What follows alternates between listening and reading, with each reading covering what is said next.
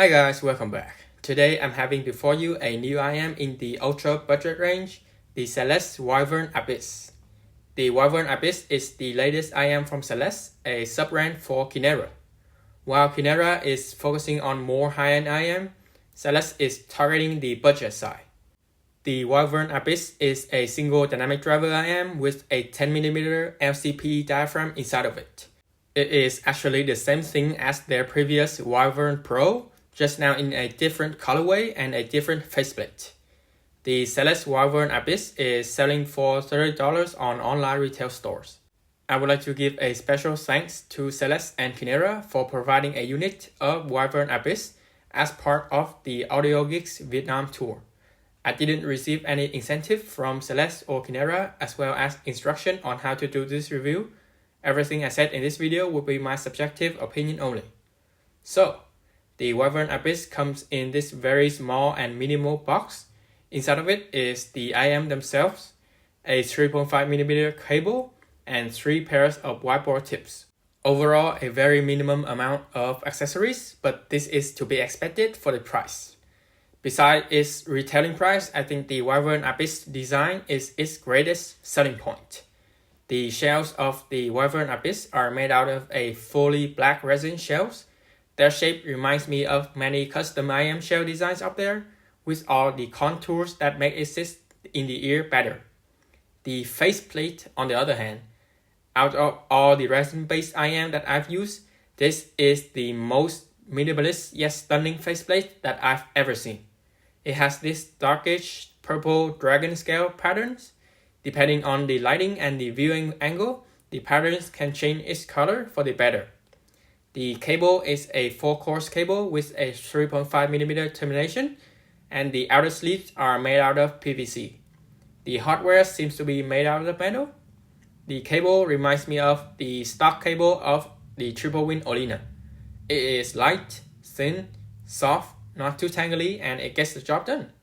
Onto the sound, the Wyvern Abyss has a warmish, harmonish tuning. For the bass, the Wyvern Abyss has a sub-bass over mid-bass presentation. It has a nice lingering sub-bass texture with a lot of air movement. The bass drops in Why So Serious have decent texture. I can feel my eardrums moving with the bass, yet it sounds a bit too diffusing. The mid-bass is thick and thumpy. Kick drums have good tactile feedback, but the layering between each bass hit feels kind of blurry, not clear-cutted.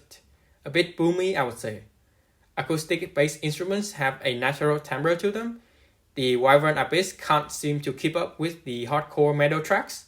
It is quite suitable for EDM, pop, and rock though. As for the mid-range, overall it feels very smooth and safe. There is some bleed and muddiness to the mids. The instruments have ample note weight and natural timbre to them. Male vocal sounds lush with enough meat around the bone. Female vocals have good forwardness and liveliness to them, yet the dip at 5 to 6 kHz heavily affected the clarity of the vocals. They have a soft feeling to them. The high notes of Celine Dion don't sound as vibrant. The pinna gain can make the Wyvern Abyss sound a bit too shouty at high volume. It is very subjective, but personally, I think it is needed to push through the sub-bass so as to not sound too recessed. There is also a minimal amount of sibilant detected with Ed Sheeran's Shivers. The Wyvern Abyss has decent treble extension, although it doesn't have enough brilliance and sparkles. Percussion instruments sound present, but they don't pop out as much from the mix. Cymbal crashes are quite natural, devoid from harsh or artificial detail-boosted picks. This makes the Wyvern Abyss suitable for people that are treble sensitive or listen to the IEM at high volume.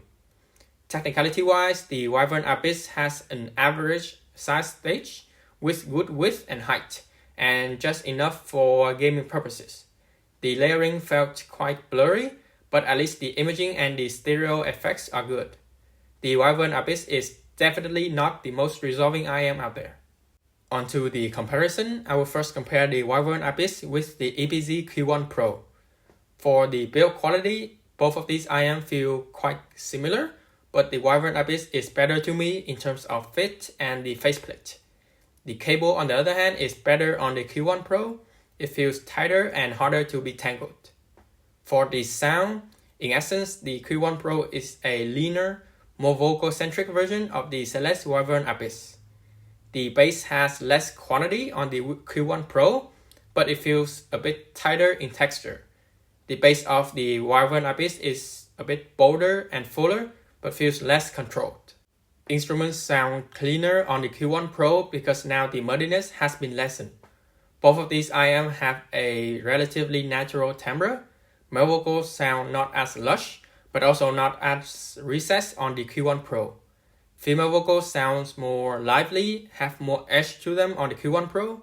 They don't sound as soft or dark as the Wyvern Abyss. The Q1 Pro has a bit more energetic treble. Both sets have a relatively smooth treble, but the percussion instruments have more bite and snappier attack and decay on the Q1 Pro. Technicality-wise, both of these IEM are quite similar. If anything, the Q1 Pro has less depth but a bit sharper layering. The next IEM I will compare is the Simgot EA500LM. Compared to an IEM that is more than twice the price of the Wyvern Abyss, it is apparent that as a budget offering, the Wyvern Abyss still have a bit more room for improvement. For the bass, the Wyvern Abyss has a slower and more lingering decay bass, while the LM has a faster, more distinct bassline. Bass hits don't sound as blurry even though the quantity is quite similar. For the midrange, the LM has a livelier and cleaner midrange.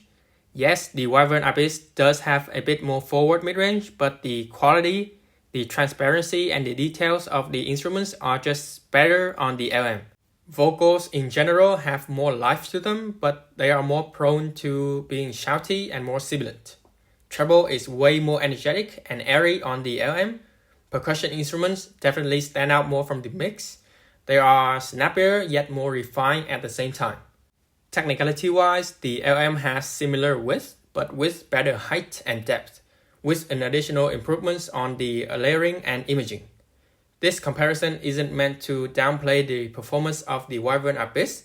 It's more to give you a subjective view on where the Wyvern Abyss stand in the current market. Overall, like many other harmonious tune IEM, the Wyvern Abyss is a decent set. It has good build quality, gorgeous faceplate, decent tonality and technicalities. I can safely recommend this IEM to those who just joined the hobby and are looking for a warm, relaxing IEM, or for those who want to give someone they know with their first ever IEM without breaking the bank. With the look of this IEM, it's hard to imagine that anyone would dislike it. And that's it for my review, and thank you for watching.